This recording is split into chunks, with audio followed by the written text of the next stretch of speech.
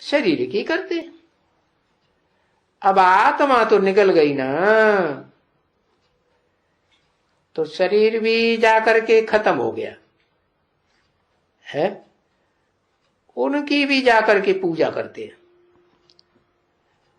अब वो शरीर तो विनाशी है, और तुम किसको याद करते हो? अभी तुमको तो पता चल गया ना, तुम किसको याद करते हो? है, किसको याद करते हो?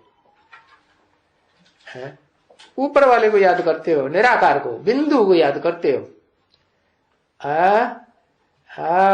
हम तो अविनाशी बाबा को याद करते हैं ना। इस सृष्टि रूपी रंगमंच पर कोई भी चीज अविनाशी नहीं है। अविनाशी सिर्फ एक शिव बाबा है। तो क्या स्थूल शरीर से अविनाशी है? स्थूल शरीर से? अच्छा, जन्म मरण के चक्कर में नहीं आता है? कहता नहीं आता, ऐसे करता है, नहीं आता, नहीं आता। अरे आता है कि नहीं आता है? बाढ़ में जाए, जहां आता हो ना आता हो, है, मुझे कुछ पता नहीं है। अरे वो सूक्ष्म शरीर तो रहता है ना, है, नहीं रहता? हाँ, सूक्ष्म शरीर तो इस दुनिया में सदाकाल कायम रहता है। कब छूटता है? तब छूटता है जब आत्मा बनते हैं, बीज रूप है जिसको कहते हैं अंडा। तो सूक्ष्म शरीर भी छूट जाता और स्थूल शरीर भी छूट जाता। तो बताया, फिर तो ब्रह्मांड में निवास करते हैं।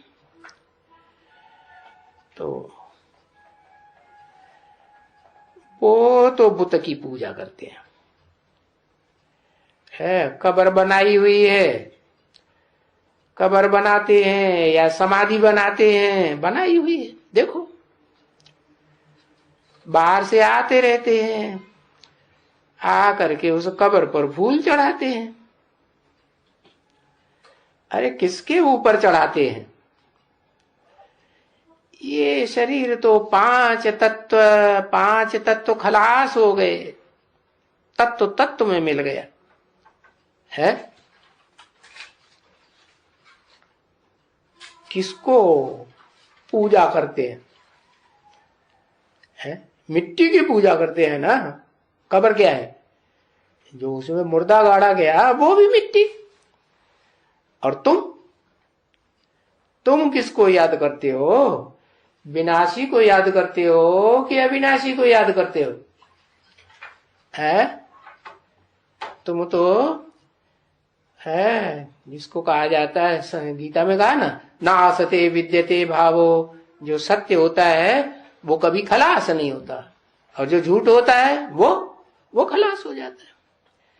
तो बताया कि एक ही है इस सृष्टि रूपी रंगमंच पर, है, जिसके मुकर्रर रथ में मैं प्रवेश करता हूं। लेकिन वो मुकर्रर रथ साकार या निराकार या सूक्ष्म शरीरधारी? किस में? साकार होता है ना। और साकार में किस लिए प्रवेश करता हूं? उसको सदाकाल व्यक्त रहने के लिए या अव्यक्त बनाने के लिए? अव्यक्त बनाने के लिए। तो ये शरीर तो चला जाता है, स्थूल शरीर। ये कोई बैठा थोड़ा ही रहता है। हाँ, सिर्फ चित्र बना के यादगारी बनाई है भाई, नेहरू की यादगारी, ऐसे तैसे यादगारी होती है ना। अब देखो कितने शिव के मंदिर हैं, है?